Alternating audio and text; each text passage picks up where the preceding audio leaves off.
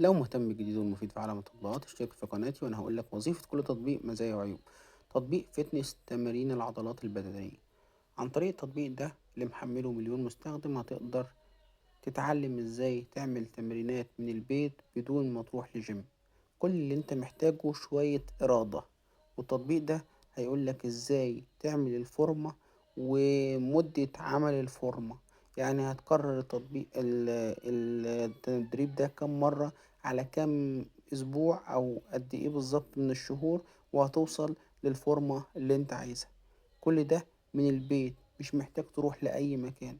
هتقدر كمان تتواصل مع مدربين على التطبيق. لو حبيت تخش على النسخة البرو هتاخد مميزات البرنامج غذائي، برنامج تدريب، كل ده وأكتر عن طريق التطبيق.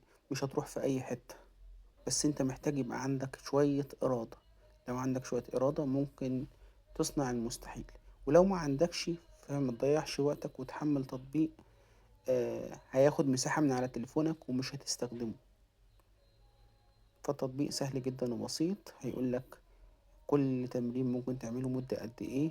وطبعا كل ما بتغير وتبدل في التمارين فده بياخد وقت، بمعنى ان هو ممكن تضيع نص ساعة او ساعة بمجرد انت بتغير في التمارين. لو بتعمل تمرين واحد فهتزهق 5 دقايق 10 دقايق وهتيجي قايم وسايب المكان. لكن لو انت بتعمل تدريبات مختلفة ومتنوعة فانت هتقدر تاخد وقت طويل، مش من غير ما تحس بنفسك ان انت بذلت مجهود كتير ولا ان انت تعبت جامد، عشان انت ما بتحملش على عضلة واحدة. لو ما كنتش تعرف التطبيق قبل كده واول مرة تعرفه من خلال قناتي، شير ولايك وسبسكرايب. لينك التطبيق هسيبهولك في الديسكريبشن.